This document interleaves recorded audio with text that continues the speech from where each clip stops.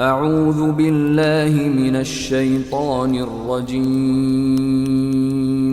بسم الله الرحمن الرحيم. ألف لام را، تلك آيات الكتاب المبين. إنا أنزلناه قرآنا عربيا لعلكم تعقلون. نحن نقص عليك أحسن القصص بما أوحينا إليك هذا القرآن وإن كنت من قبله لمن الغافلين. إذ قال يوسف لأبيه يا أبت إني رأيت 11 كوكبا والشمس والقمر رأيتهم لي ساجدين. قال يا بني لا تقصص رؤياك على إخوتك فيكيدوا لك كيدا، إن الشيطان للإنسان عدو مبين. وكذلك يجتبيك ربك ويعلمك من تأويل الأحاديث ويتم نعمته عليك وعلى آل يعقوب كما أتمها على أبويك من قبل إبراهيم وإسحاق، إن ربك عليم حكيم. لقد كان في يوسف وإخوته آيات للسائلين،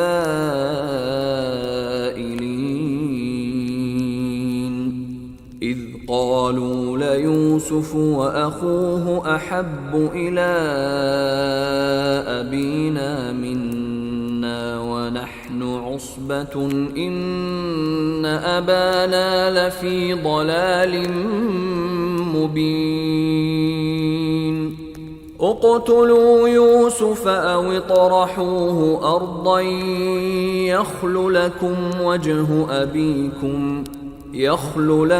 وجه أبيكم وتكونوا من بعده قوما صالحين. قال قائل منهم لا تقتلوا يوسف وألقوه في غيابة الجب يلتقطه بعض السيارة إن كنتم فاعلين. قالوا يا أبانا ما لك لا تأمنا على يوسف وإنا له لناصحون. أرسله معنا غدا يرتع ويلعب وإنا له لحافظون.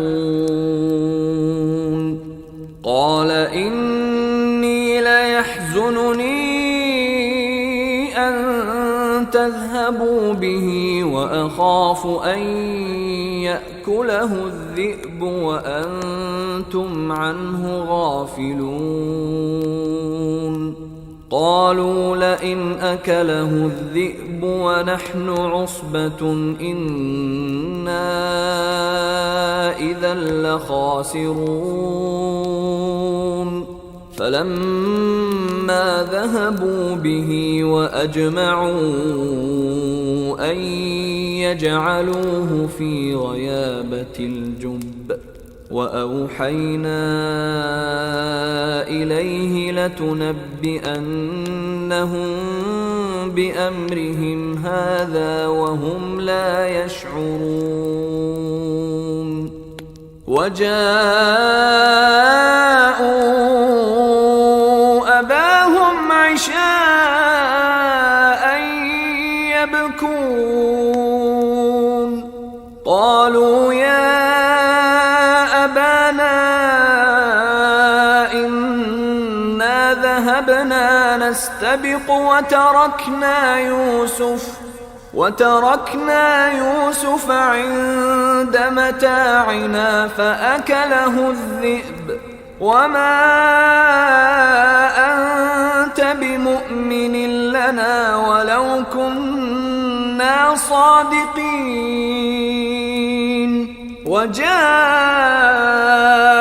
على قميصه بدم كذب قال بل سولت لكم أنفسكم أمرا فصبر جميل والله المستعان على ما تصفون.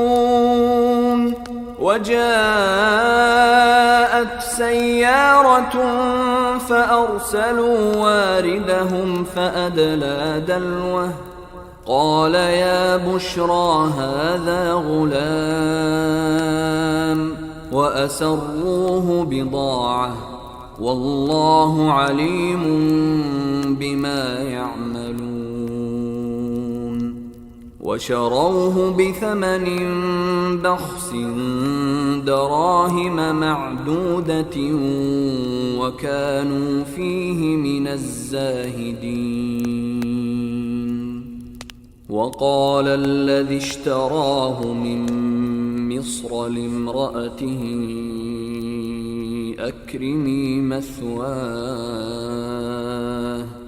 أكرمي مثواه عسى أن ينفعنا أو نتخذه ولدا وكذلك مكنا ليوسف في الأرض ولنعلمه من تأويل الأحاديث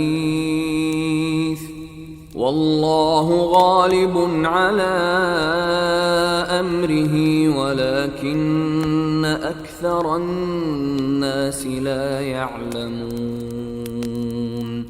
ولما بلغ أشده آتيناه حكما وعلما وكذلك نجزي المحسنين. وراودته التي هو في بيتها عن نفسه وغلقت الأبواب وقالت هيت لك قال معاذ الله إنه ربي أحسن مثواي إنه لا يفلح الظالمون.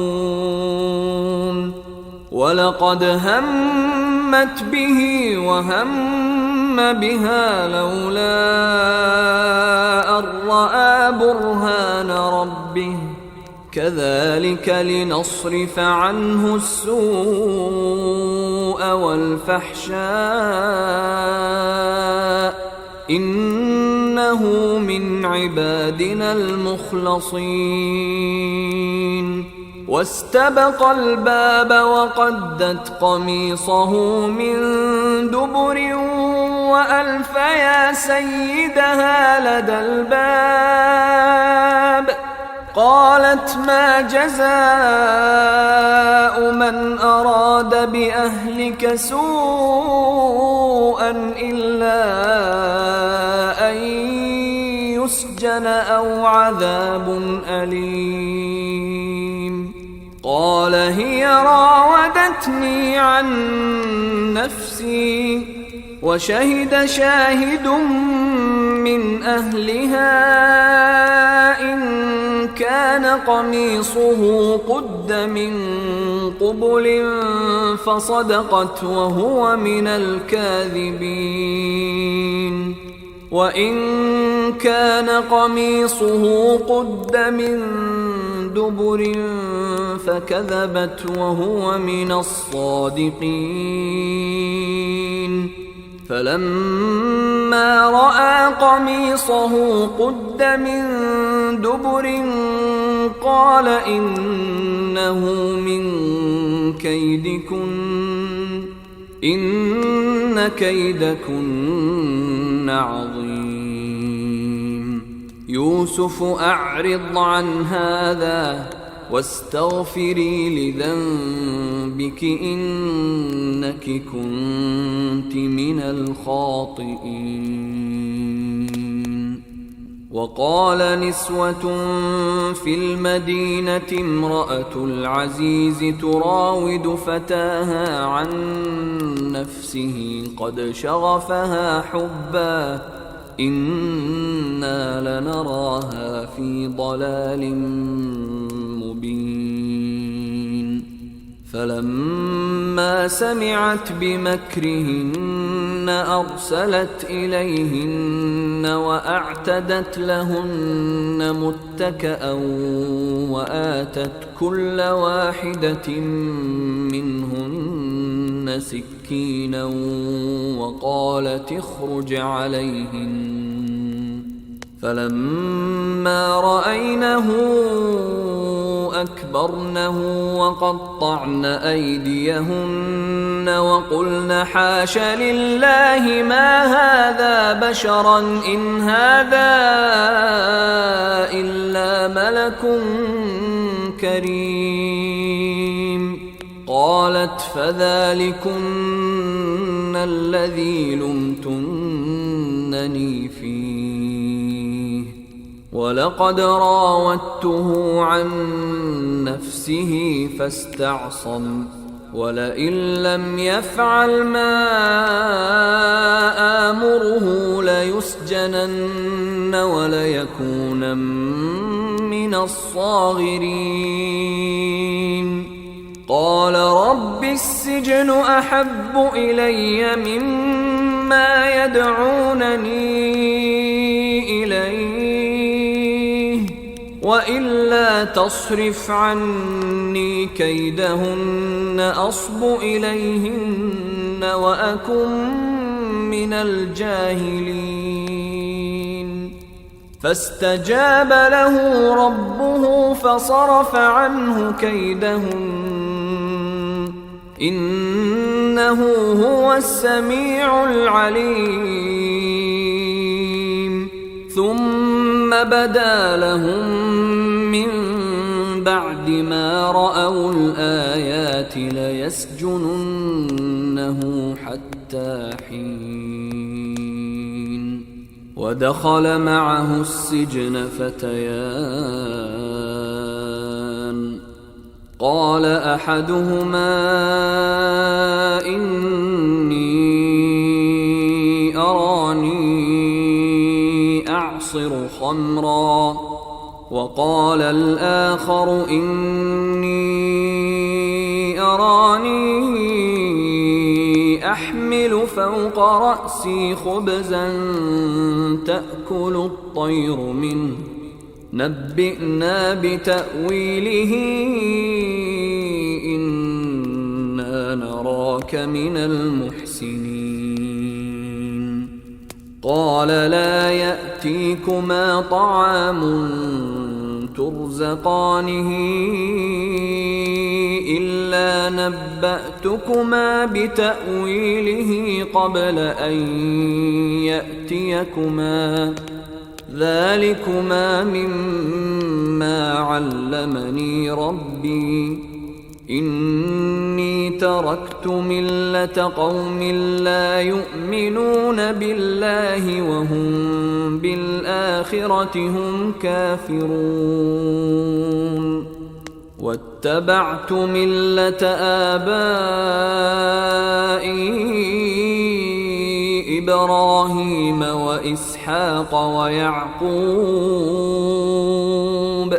ما كان لنا أن نشرك بالله من شيء ذلك من فضل الله علينا وعلى الناس ولكن أكثر الناس لا يشكرون يا صاحبي السجن أأرباب متفرقون خير أم الله الواحد القهار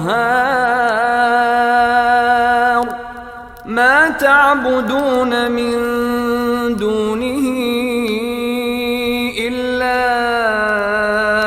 أسماء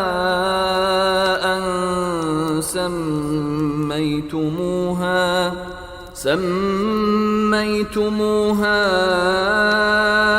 أنتم وآباؤكم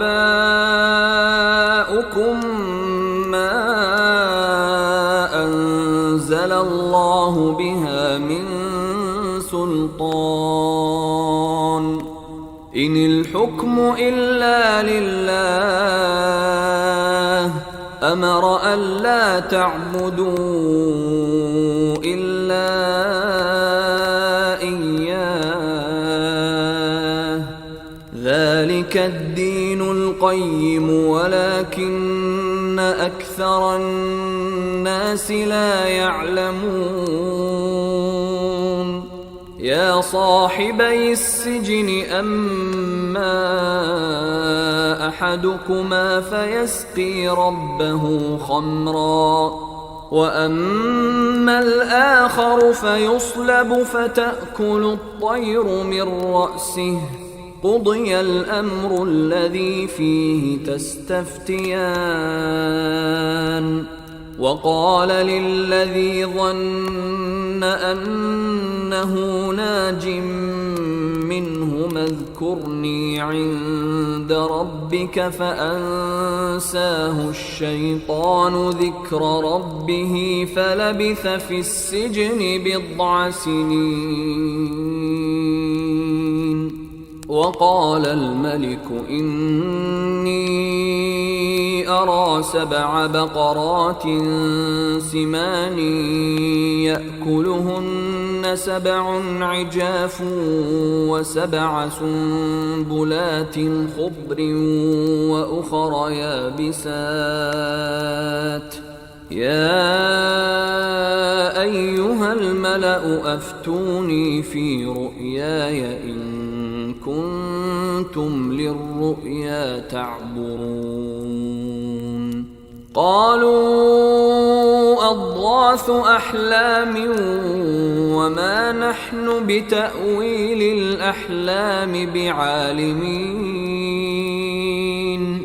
وقال الذي نجا منهما وادكر بعد أمة أنا أنبئكم بتأويله فأرسلون يوسف أيها الصديق أفتنا في 7 بقرات سمان يأكلهن 7 عجاف و7 سنبلات خضر وأخر يابسات لعلي أرجع إلى الناس لعلهم يعلمون قال تزرعون 7 سنين دأبا فما حصدتم فذروه في سنبله إلا قليلا مما تأكلون ثم يأتي من بعد ذلك 7 شداد يأكلن ما قدمتم لهن إلا قليلا مما تحصنون ثم يأتي من بعد ذلك عام فيه يغاث الناس وفيه يعصرون وقال الملك ائتوني به فلما جاءه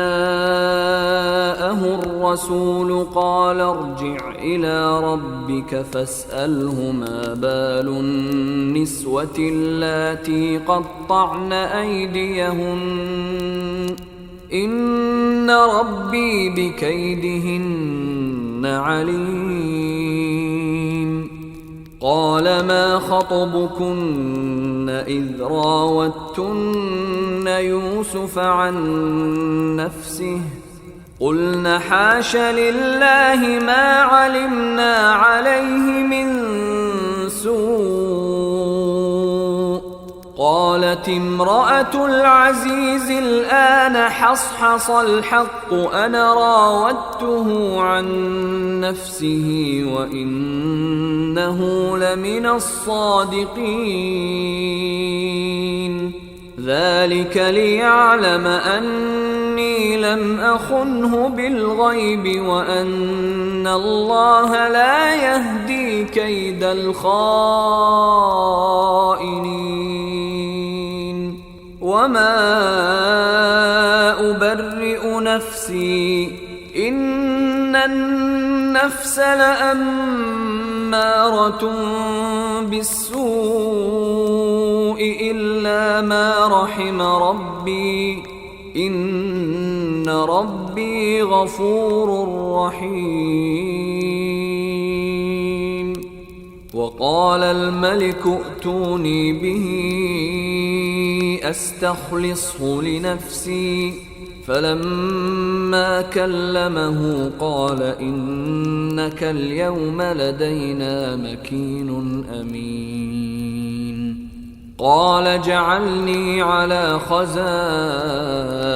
الأرض إني حفيظ عليم. وكذلك مكنا ليوسف في الأرض يتبوأ منها حيث يشاء نصيب برحمتنا من نشاء ولا نضيع أجر المحسنين. ولأجر الآخرة خير للذين آمنوا وكانوا يتقون. وجاء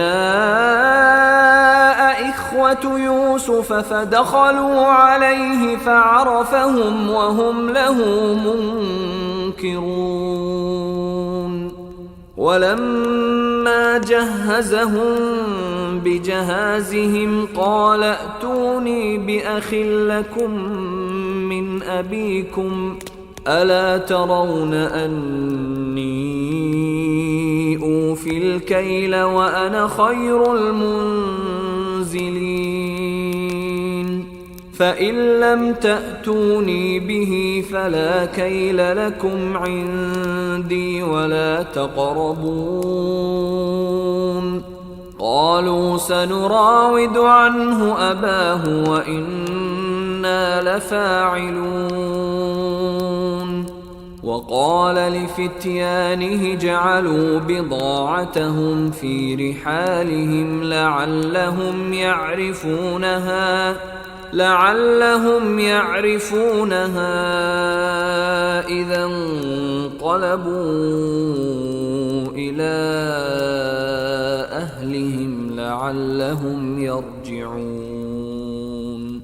فلما رجعوا إلى أبيهم قالوا يا أبانا منع منا الكيل فأرسل معنا أخانا نكتل وإنا له لحافظون.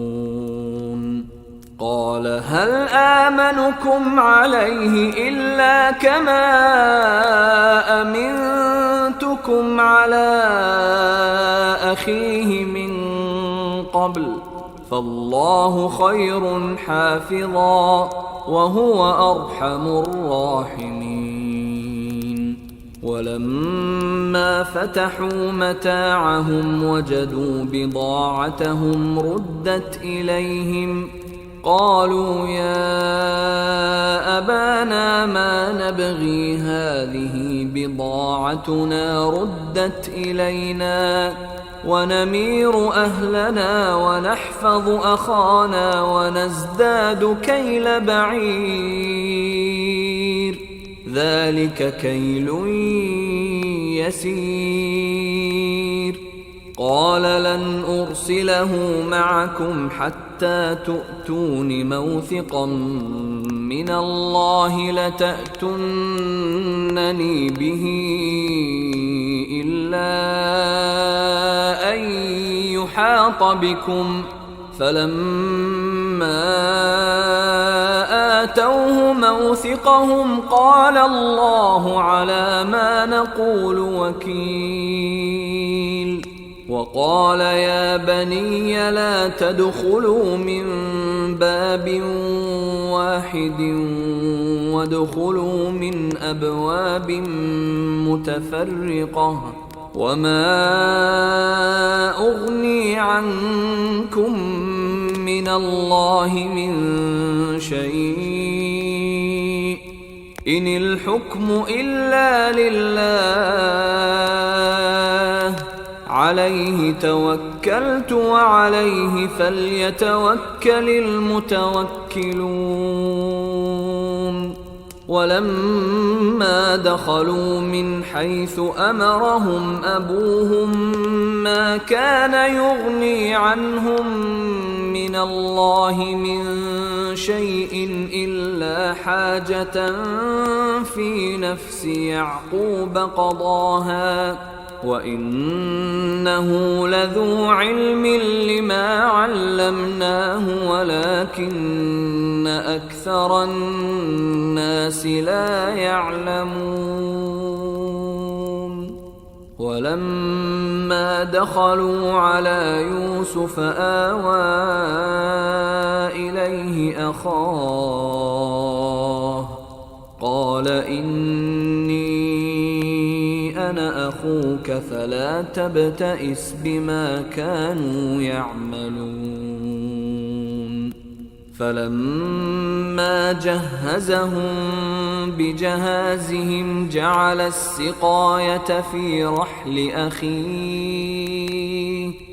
جعل السقاية في رحل أخيه ثم أذن مؤذن أيتها العير إنكم لسارقون قالوا وأقبلوا عليهم ماذا تفقدون قالوا نفقد صواع الملك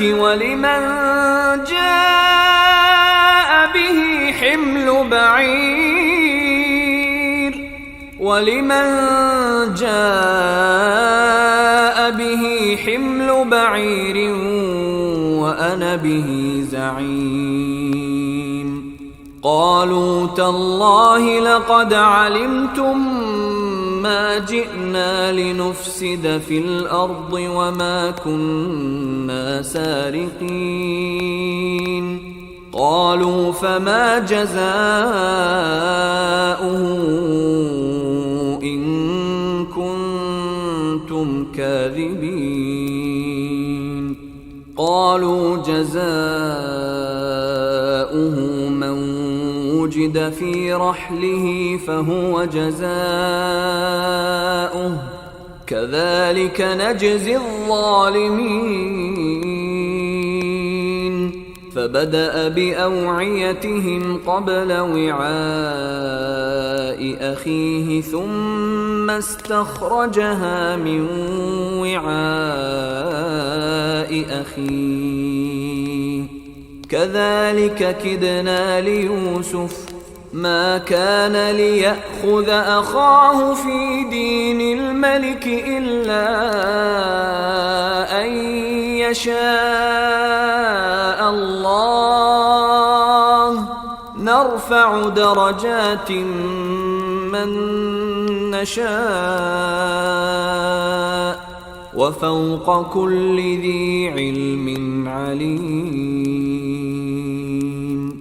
قالوا إن يسرق فقد سرق أخ له من قبل فأسرها يوسف في نفسه ولم يبدها لهم قال أنتم شر مكانا والله أعلم بما تصفون قالوا يا أيها العزيز إن له أبا شيخا كبيرا فخذ أحدنا مكانه إنا نراك من المحسنين قال معاذ الله أن نأخذ إلا من وجدنا متاعنا عنده إنا إذا لظالمون فلما استيئسوا منه خلصوا نجيا قال كبيرهم ألم تعلموا أن أباكم قد أخذ عليكم موثقا من الله ومن قبل ما فرطتم في يوسف فلن أبرح الأرض حتى يأذن لي أبي أو يحكم الله لي وهو خير الحاكمين ارجعوا إلى أبيكم فقولوا يا أبانا إن ابنك سرق وما شهدنا إلا بما علمنا وما كنا للغيب حافظين واسأل القرية التي كنا فيها والعير التي أقبلنا فيها وإنا لصادقون قال بل سولت لكم أنفسكم أمرا فصبر جميل عسى الله أن يأتيني بهم جميعا إنه هو العليم الحكيم وتولى عنهم وقال يا أسفا على يوسف وابيضت عيناه من الحزن فهو كظيم قالوا تالله تفتأ تذكر يوسف حتى تكون حرضا أو تكون من الهالكين قال إنما أشكو بثي وحزني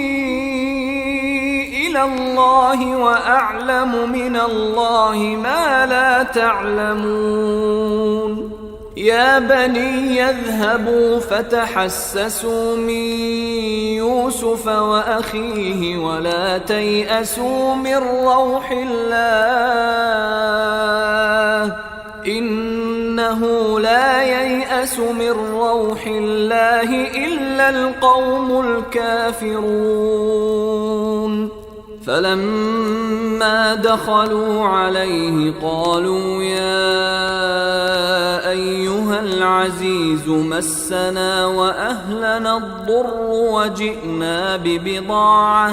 وجئنا ببضاعة مزجاة فأوف لنا الكيل وتصدق علينا إن الله يجزي المتصدقين قال هل علمتم ما فعلتم بيوسف وأخيه إذ أنتم جاهلون قالوا أئنك لأنت يوسف قال أنا يوسف وهذا أخي قد من الله علينا إنه إنه من يتق ويصبر فإن الله لا يضيع أجر المحسنين. قالوا تالله لقد آثرك الله علينا وإن كنا لخاطئين. قال لا تثريب عليكم اليوم يغفر الله لكم وهو أرحم الراحمين. اذهبوا بقميصي هذا فألقوه على وجه أبي يأت بصيرا وأتوني بأهلكم أجمعين. ولما فصلت العير قال أبوهم إني لأجد ريح يوسف لولا أن تفندون. قالوا تالله إنك لفي ضلالك القديم. فلما أن جاء البشير ألقاه على وجهه فارتد بصيرا. قال ألم أقل لكم إني أعلم من الله ما لا تعلمون. قالوا يا أبانا استغفر لنا ذنوبنا إنا كنا خاطئين. قال سوف أستغفر لكم ربي إنه هو الغفور الرحيم. فلما دخلوا على يوسف آوى إليه أبويه وقال ادخلوا مصر إن شاء الله آمنين. ورفع أبويه على العرش وخروا له سجدا وقال يا أبت هذا تأويل رؤياي من قبل قد جعلها ربي حقا وقد أحسن بي إذ أخرجني من السجن وجاء بكم من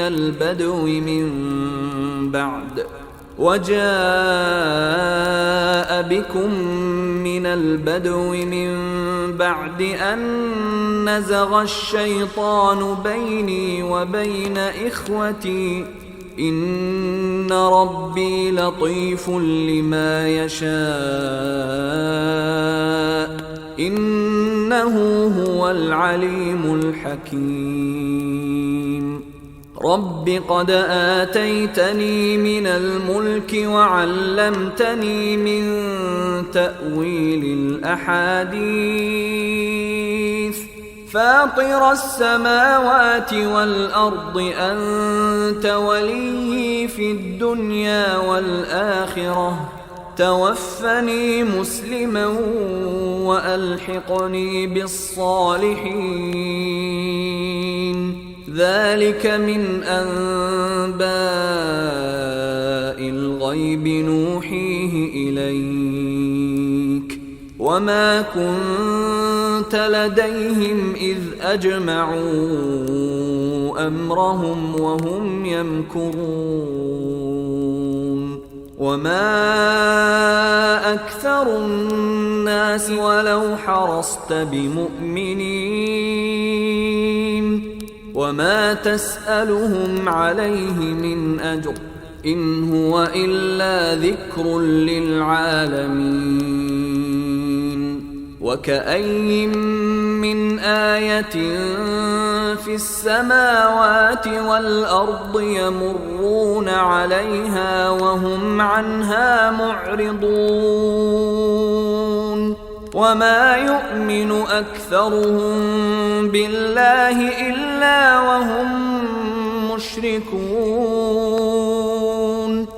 أفأمنوا أن تأتيهم غاشية من عذاب الله أو تأتيهم الساعة بغتة وهم لا يشعرون قل هذه سبيلي أدعو إلى الله على بصيرة أنا ومن اتبعني وسبحان الله وما أنا من المشركين وما أرسلنا من قبلك إلا رجالا نوحي إليهم من أهل القرى أفلم يسيروا في الأرض فينظروا كيف كان عاقبة الذين من قبلهم ولدار الآخرة خير للذين اتقوا أفلا تعقلون حتى إذا استيأس الرسل وظنوا أنهم قد كذبوا جاءهم نصرنا فنجي من نشاء ولا يرد بأسنا عن القوم المجرمين لقد كان في قصصهم عبرة لأولي الألباب ما كان حديثا يفترى ولكن تصديق الذي بين يديه وتفصيل كل شيء وهدى ورحمة لقوم يؤمنون